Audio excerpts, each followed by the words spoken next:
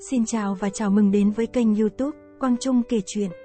Nếu bạn đang tìm kiếm những câu chuyện ý nghĩa, cảm động và đáng suy ngẫm, thì bạn đã đến đúng nơi. Chúng tôi rất hân hạnh giới thiệu 3 tác phẩm đặc biệt dành riêng cho bạn. Mẹ và vợ, chọn ai? Cha mẹ còn đủ tiền tiêu không? Ai mới thực sự kém cỏi?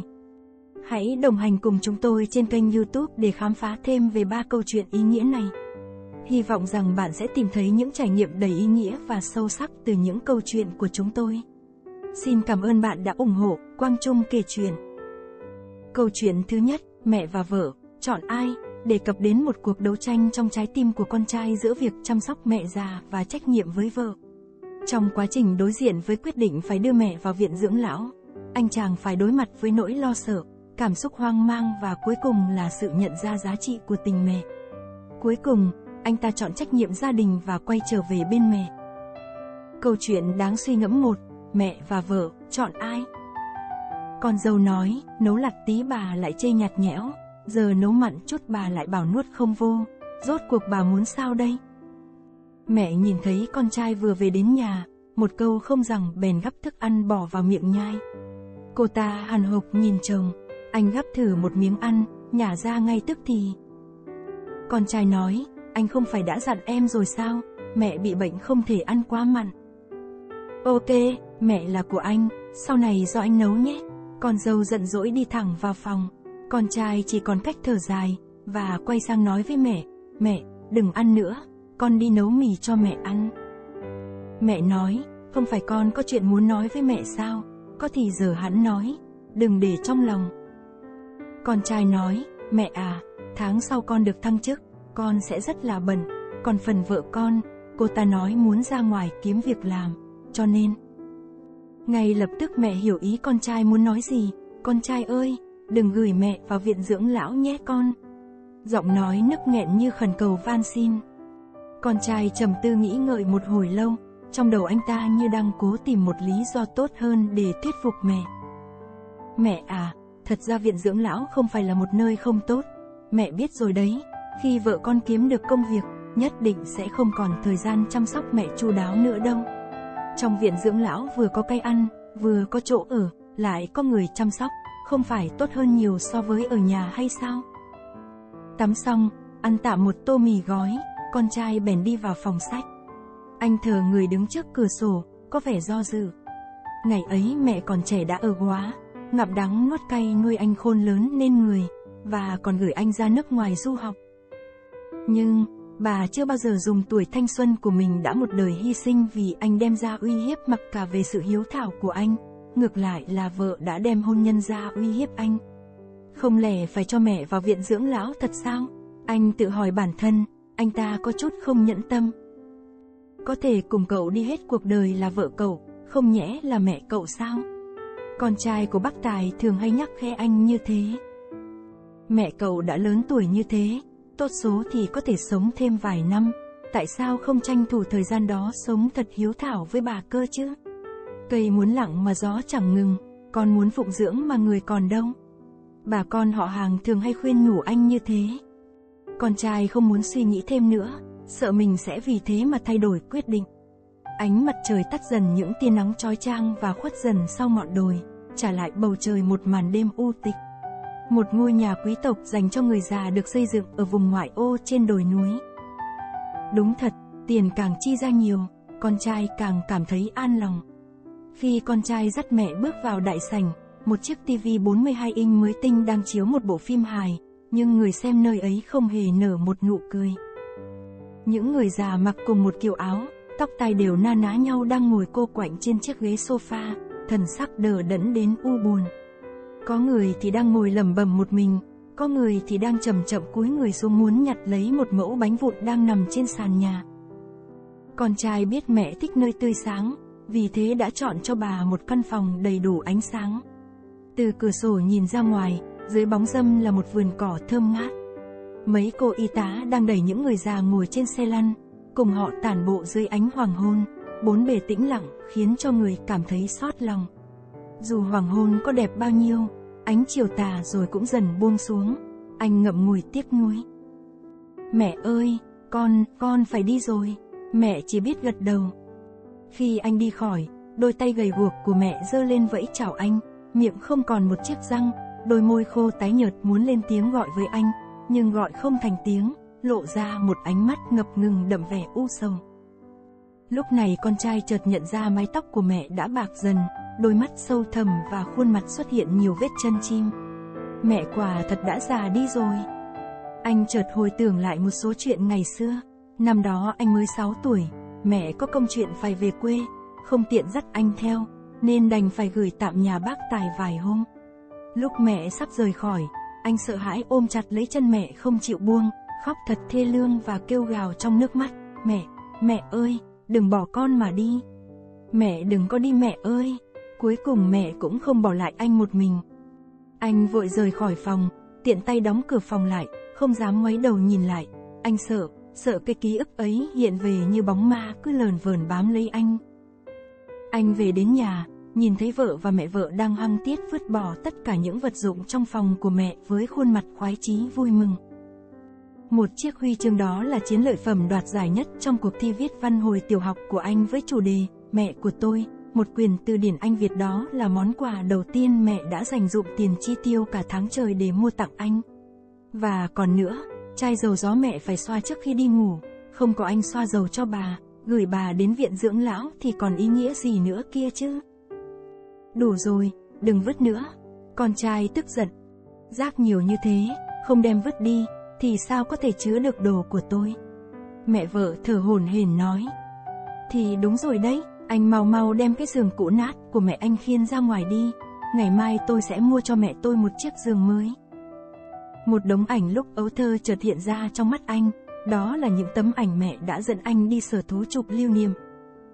Tất cả đều là tài sản của mẹ tôi, một thứ cũng không được bỏ. Anh tỏ thái độ gì vậy hả? Dám lớn tiếng với mẹ tôi ư? Tôi bắt anh phải xin lỗi mẹ tôi ngay lập tức. Tôi cưới cô là có nghĩa vụ yêu thương mẹ cô, tại sao? Cô lấy tôi thì không thể yêu thương mẹ tôi được sao? Cơn mưa sau đêm tối mang một chút hơi lạnh lẽo, đường phố vắng lặng điều hiu, xe cộ và người đi trên đường thưa thớt dần. Một chiếc xe hơi đang chạy vượt đèn đỏ và phóng qua những biển cấm nguy hiểm, không ngừng tăng tốc phóng nhanh trên đường. Chiếc xe hơi ấy chạy thẳng đến viện dưỡng lão được nằm trên lưng chừng đồi núi. Anh ngừng xe và phóng nhanh lên lầu, mở cửa phòng ngủ của mẹ. Anh đứng nhìn bất động, mẹ đang lấy tay xoa đôi chân phong thấp của mình âm thầm khóc trong đêm. Bà nhìn thấy con trai đang cầm trên tay chai dầu gió, cảm thấy an ủi và nói, mẹ quên lấy đi, cũng may con mang đến cho mẹ. Anh bước vội đến bên mẹ và quỳ xuống. Tối rồi, tự mình mẹ có thể xoa được mà, ngày mai con còn phải đi làm, hãy về nhà đi. Anh ngập ngừng một hồi lâu, nhưng cuối cùng không nhịn được khóc và nói, mẹ ơi, con xin lỗi, xin lỗi. Câu chuyện Mẹ và Vợ, chọn ai, đưa ra một tình huống đầy tranh cãi và đòi hỏi chúng ta phải đặt mình vào vị trí của nhân vật chính để cân nhắc và suy ngẫm. Câu chuyện này nhấn mạnh vào sự đối đầu giữa trách nhiệm gia đình và trách nhiệm với vợ, đồng thời thể hiện sự quan trọng của tình thương và lòng hiếu thảo. Nó khơi dậy những cảm xúc sâu sắc và đưa ra một thông điệp ý nghĩa về việc quan tâm và chăm sóc người thân trong gia đình. Hãy chia sẻ ý kiến của bạn về cách nhân vật chính đối diện với tình huống khó khăn này và quyết định cuối cùng của anh ta. Bạn nghĩ sao về sự hiểu biết và sẻ chia giữa vai trò của mẹ và vợ trong câu chuyện? Hãy để lại bình luận của bạn để chúng ta có thể cùng thảo luận và chia sẻ quan điểm. Câu chuyện thứ hai, cha mẹ còn đủ tiền tiêu không? Là một câu chuyện đầy cảm động về tình cảm gia đình và trách nhiệm của con cái đối với cha mẹ. Câu chuyện nhấn mạnh vào ý thức về việc quan tâm, chăm sóc và tiết kiệm cho cha mẹ, đặc biệt là khi cha mẹ đã già yếu. Mời các bạn cùng đến và lắng nghe chi tiết câu chuyện để cảm nhận sâu hơn về thông điệp ý nghĩa về tình thân và trách nhiệm gia đình. Câu chuyện đáng suy ngẫm. 2. Cha mẹ còn đủ tiền tiêu không? Bạn có từng nghĩ rằng những gì chúng ta nhận được chính là những gì cha mẹ đã chắt chiu, dành dụm? Cha mẹ dành tặng cho chúng ta hết thảy tài nguyên của mình, thậm chí là cả những tài nguyên tương lai của cha mẹ. Cổ nhân có câu, bách thiện hiếu vi tiên, nghĩa là trăm cái thiện chữ hiếu làm đầu. Con cái đều luôn tin tưởng và kính yêu cha mẹ của mình. Nhưng trong thế giới phồn hoa, phức tạp này, có một vài ngôi trường lại trở thành nơi so sánh. Không ít học sinh hy vọng có thể kiếm được nhiều tiền hơn từ cha mẹ, để thỏa mãn hư vinh và ham muốn vật chất của mình. Đạo làm con, chúng ta phải biết chăm lo cho cha mẹ, đồng cảm với những nỗi truân chuyên vất vả của cha mẹ mà hết lòng hiếu kính cha mẹ. Trên con đường trưởng thành của chúng ta luôn chan chứa tình yêu bao la của cha mẹ. Không biết từ khi nào chúng ta bắt đầu biết tính về số tiền cha mẹ có. Làm thế nào cha mẹ mới kiếm được vài đồng lẻ mua đồ ăn? Làm thế nào cha mẹ mới có thể kiếm thêm được chút tiền trang trải cuộc sống, sắm sửa quần áo? Lúc này, có thể bạn từng nghĩ rằng những gì chúng ta nhận được chính là những gì cha mẹ đã chắt chiu, dành dụm. Cha mẹ dành tặng cho chúng ta hết thảy tài nguyên của mình, thậm chí là cả những tài nguyên tương lai của cha mẹ. Sau này con sẽ kiếm tiền nuôi cha mẹ. Đó có lẽ là những lời nói ngọt ngào nhất khiến cha mẹ hạnh phúc khi lắng nghe đứa con của mình nói một cách quả quyết. Hãy thử nhìn lại cuộc đời này của cha mẹ. Khi còn nhỏ cha mẹ rất xa vời với chúng ta không hiểu rõ lắm. Nhưng chí ít chúng ta vẫn được nghe kể về những câu chuyện ngày xưa. Ngay từ nhỏ cha mẹ đã phải lo gánh nặng cuộc sống trên vai, nấu cơm, rửa bát, giặt quần áo, trông em. Bây giờ cha mẹ lại đang nuôi nấng, dạy dỗ chúng ta, cũng vẫn là nấu cơm, rửa bát, giặt quần áo, trông con. Tương lai thì sao? Cũng vẫn là nấu cơm, rửa bát, giặt quần áo và trông con của chúng ta. Thế hệ cha mẹ vất vả cả một đời, từ nhỏ cho tới cả khi về già vẫn đều lao lực. Trong tương lai, những áp lực đến từ gia đình, nhà cửa và những khó khăn đến từ xã hội sẽ khiến đa số chúng ta trở thành những dân tộc không chịu già bất đắc dĩ.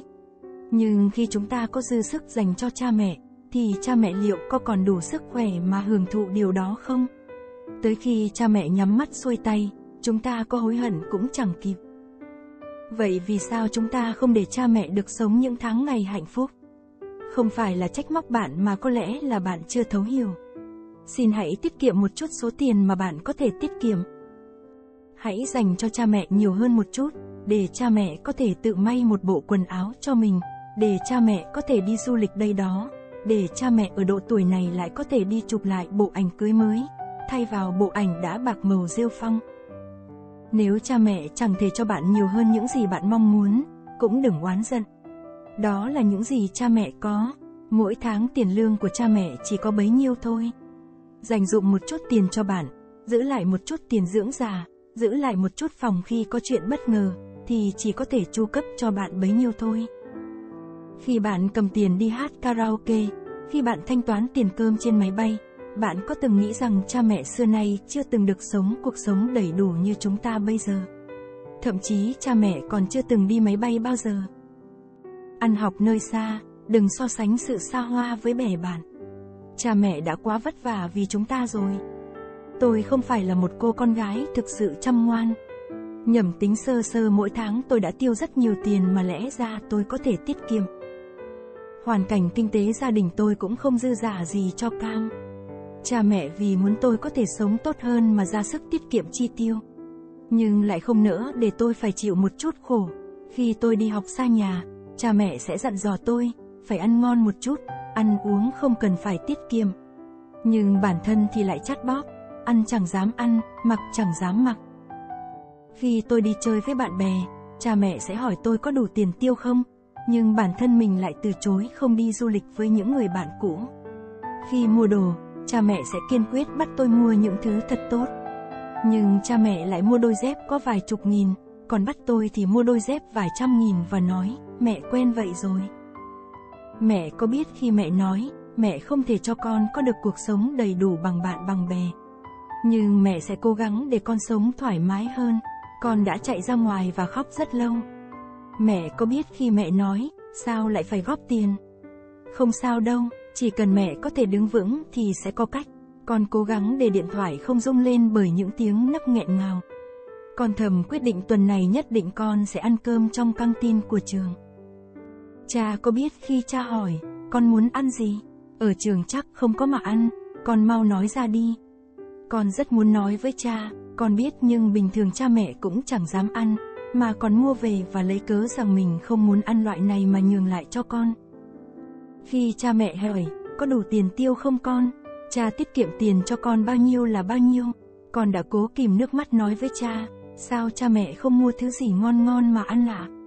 Cha nói, cha ở quen rồi, như thế cũng rất tốt mà.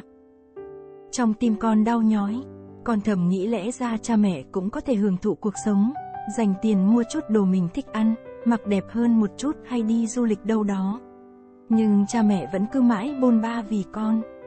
Hãy gọi một cuộc điện thoại về nhà, hỏi xem cha mẹ còn đủ tiền tiêu không. Tôi biết sẽ có rất nhiều người nói rằng, giờ bạn không phải tiêu tiền của cha mẹ, nói nghe cao thượng biết bao.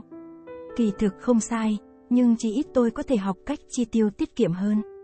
Ví như mua thêm một chiếc áo thì bớt vài lần tụ họp, mua thêm một lon cà phê tan thì không mua nước ngọt. Đây chẳng phải là những điều đơn giản chúng ta có thể làm được hay sao? Đây chẳng phải là điều nằm trong tầm tay của chúng ta giúp cha mẹ có thể sống thoải mái hơn hay sao? Tôi biết rằng như vậy cha mẹ sẽ sống dễ chịu hơn nên tôi tự nguyện muốn tiết kiệm như vậy. Câu chuyện, cha mẹ còn đủ tiền tiêu không? Trên là một tác phẩm đầy cảm động và ý nghĩa về tình thân gia đình. Nó khơi gợi sự suy ngẫm về vai trò của cha mẹ trong cuộc đời của chúng ta, cũng như trách nhiệm của con cái đối với cha mẹ khi họ già yếu. Đồng thời, câu chuyện cũng gợi lên ý thức về việc quan tâm, chăm sóc và tiết kiệm cho cha mẹ trong cuộc sống hàng ngày. Mời mọi người cùng đóng góp ý kiến và suy nghĩ về câu chuyện này để chia sẻ và tạo ra những cảm xúc, ý tưởng sâu sắc hơn về tình cảm gia đình và trách nhiệm con cái. Câu chuyện cuối cùng, ai mới thực sự kém cỏi, là câu chuyện kể về những mâu thuẫn và áp lực trong mối quan hệ gia đình, đặc biệt là giữa mẹ chồng và con dâu. Con dâu, mặc dù đã cố gắng hết mình để hòa nhập và làm hài lòng mẹ chồng, nhưng vẫn phải đối mặt với sự chê trách và áp lực không nhỏ từ phía mẹ chồng. Sự đấu tranh của con dâu giữa việc chăm sóc gia đình và áp lực kinh tế khiến cho tình cảm và sự hiểu biết giữa hai bên dần trở nên căng thẳng hơn bao giờ hết. Mời các bạn cùng đến nghe câu chuyện chi tiết để hiểu rõ hơn về những tình huống và tình cảm phức tạp trong mối quan hệ gia đình, cũng như để cùng nhau tìm ra những giải pháp và hướng đi mới trong tình thế khó khăn này. Câu chuyện đáng suy ngẫm. 3. Ai mới thực sự kém cỏi? Mẹ chồng nói bóng gió, chê bai tôi kém cỏi, làm không ra tiền, còn quản chồng, không đưa tiền cho mẹ giữ. Ngày lấy chồng, ai cũng nghĩ tôi, chuột sa chĩnh gạo, vì gia đình chồng khá giả, chồng đẹp trai. Tôi chưa từng vì những chuyện đó mà đồng ý lấy anh. Hôn nhân của tôi hoàn toàn xuất phát từ tình yêu. Người khác nghĩ tôi may mắn cưới được anh nhưng họ quên tôi cũng là một cô gái xuất sắc về ngoại hình, công việc ổn định, đàn ông theo đuổi rất nhiều. Trong mắt mẹ chồng, con trai bà là số 1 nên mọi cô gái anh đưa về ra mắt, bà chỉ chậc lưỡi tạm được. Đến lượt tôi, mẹ anh nhìn từ đầu đến chân rồi chẳng nói câu nào. Nhưng tôi vẫn vui vẻ, vồn vã vì tôi đã được căn dặn trước về tính khí của mẹ. Sau ngày ra mắt nửa năm, chúng tôi chính thức tổ chức đám cưới. Mẹ anh có vẻ chưa thực sự ưng cô con dâu này, liên tục so sánh tôi với các cô gái khác. Nhưng sự kiên quyết của con trai khiến bà phải gật đầu. Về làm dâu, tôi được ở trong căn nhà 5 tầng nhưng đó đâu phải là điều tôi muốn. Lúc nào tôi cũng bảo chồng ra ngoài thuê nhà, khi nào có điều kiện thì mua một căn chung cư nhỏ, hai vợ chồng sống cho tự do. Tính tôi phóng khoáng, không thích bị người khác chỉ huy nên dù sống chung với mẹ chồng, tôi vẫn làm những việc mình thích. Bình thường chúng tôi góp cho mẹ 7 triệu tiền ăn, điện nước hàng tháng. Nhưng từ 2 năm nay, kinh tế khó khăn, tiền không kiếm ra, tôi giảm còn 5 triệu. Mẹ chồng có vẻ không hài lòng vì bà lúc nào cũng tự hào con trai kiếm ra tiền. Mẹ nói bóng nói gió rằng tôi tính toán chi ly, làm ăn không tốt, để gánh nặng lên vai chồng. Lúc tôi trình bày chuyện công ty khó khăn, mẹ nói khó nghe, cô quản hết tiền của chồng, cô tiêu gì ai biết. Cô nói khó thì mẹ biết cô khó, nhưng mà cô cũng phải tính toán công việc của mình, đừng để chồng gánh hết như thế. Nghe mẹ nói, tôi rất không hài lòng nhưng cũng nín nhịn. Nói về công việc, tôi còn thu nhập tốt hơn chồng rất nhiều. Thu nhập của tôi là 20 triệu một tháng, trước chồng cũng chỉ làm được từng ấy. 2 năm nay, công ty phá sản, anh thất nghiệp. Anh dặn tôi giấu mẹ để mẹ không phải lo. Trong mắt mẹ, anh là niềm tự hào. Nhưng suốt 2 năm nay, gánh nặng kinh tế đè lên vai tôi. Còn chồng thì sáng nào cũng đóng bộ ra ngoài uống cà phê với bạn bè, tối mới về. Anh ngụy trang đi làm để mẹ không phải buồn. Ăn chơi quen, anh dần lêu lổng, không thích làm việc. Suốt ngày anh dự tính kinh doanh cái này, buôn bán cái kia nhưng làm gì cũng thất bại. Một mình tôi lo tiền sinh hoạt, tiền tiêu pha còn hỗ trợ vốn cho chồng làm ăn nhưng mẹ anh nào hiểu. Anh không có tiền còn phải ngửa tay xin tiền vợ đi cà phê, nhậu nhẹt cùng bạn bè. Mỗi sáng, cứ 5 giờ, mẹ chồng lại dậy quét sân, quét nhà, mở nhạc rõ to để gọi con dâu dậy. Bà còn nói bóng gió, chê bai tôi kém cỏi, làm không ra tiền, còn quản chồng, không đưa tiền cho mẹ giữ. Quá lâu chồng không đi xin việc nên tôi bực và vợ chồng rất nhiều lần cãi nhau về chuyện đó. Chồng lại lôi bài, vợ không ủng hộ chồng, không giúp chồng làm ăn, lại cứ bàn lùi nên mãi chồng không tiến bộ được. Tôi nghe những điệp khúc ấy chán ngấy rồi. Bao dự định của anh chưa thành còn tôi suốt ngày gánh tiếng giữ tiền của chồng, làm không ra tiền. Hôm rồi, mẹ chồng gọi tôi và yêu cầu tôi đưa 100 triệu để bà cho con gái vay mua nhà. Mẹ bảo đây là trách nhiệm của anh em ruột thịt trong nhà. Mẹ nói, các con giúp em thì sau này em giúp lại. Con là chị dâu của nó, phải có trách nhiệm lo cho các em dù các em không hỏi. Một tuần sau, các con phải đưa cho mẹ 100 triệu để em mua nhà cho sớm. Nghe mẹ chồng nói, tôi không kìm nén được cảm xúc, đành nói hết mọi chuyện. Mẹ ơi, mẹ có biết 2 năm nay con trai mẹ không đi làm nhưng sáng nào cũng đóng bộ ra ngoài để lừa mẹ. Mẹ có biết một mình con gánh kinh tế cả cái nhà này không mẹ? Mẹ có biết con vất vả thế nào không mà mẹ đòi chúng con đưa 100 triệu? Mẹ nghĩ con trai mẹ giỏi giang lắm nên mới cho rằng con kém cỏi đúng không ạ? Mẹ hỏi anh ấy xem, con kém cỏi thế nào? Mẹ chồng ngớ người không dám tin những gì tôi vừa nói. Sau khi biết mọi chuyện, mẹ im lặng, không dám bắt bẻ tôi một lời. Bao năm yêu rồi cưới, tôi không ngờ chồng mình lại là người đàn ông kém cỏi, ưa hình thức và không có chí tiến thủ như vậy. Thất nghiệp suốt 2 năm không chịu xin việc mà lúc nào cũng rao giảng đạo lý làm giàu. Còn mẹ chồng lúc nào cũng coi con trai là số 1 nên không để người khác trong mắt. Nghĩ đến chuyện mua nhà ra ở riêng, tôi thực sự thấy quá xa vời. Câu chuyện ai mới thực sự kém cỏi thể hiện một góc nhìn sâu sắc về mối quan hệ gia đình, đặc biệt là mối quan hệ giữa con dâu và mẹ chồng. Nó phản ánh một thực tế phổ biến trong xã hội về sự căng thẳng và mâu thuẫn trong việc hòa nhập và tương tác trong gia đình vợ chồng. Câu chuyện này đề cập đến nhiều vấn đề nhạy cảm như sự đánh giá, sự kỳ vọng và sự khác biệt về quan điểm giữa các thế hệ. Nó cho thấy rằng, dù có những cố gắng để hòa nhập và làm hài lòng mọi người trong gia đình, thì vẫn có thể xuất hiện những mâu thuẫn không lường trước. Hãy chia sẻ ý kiến của bạn về câu chuyện này và nhận xét về các vấn đề mà nó đề cập. Bạn nghĩ thế nào về vai trò của con dâu và mẹ chồng trong mối quan hệ gia đình? Liệu có giải pháp nào để giải quyết những xung đột trong gia đình không? Hãy để lại nhận xét của bạn dưới đây. Trên đây là 3 câu chuyện đáng suy ngẫm, đầy ý nghĩa mà chúng tôi muốn chia sẻ đến bạn. Cảm ơn bạn đã quan tâm và theo dõi câu chuyện của chúng tôi. Hãy tiếp tục ủng hộ và đồng hành cùng Quang Trung kể chuyện để khám phá thêm nhiều nội dung đặc sắc khác trong tương lai. Xin chân thành cảm ơn.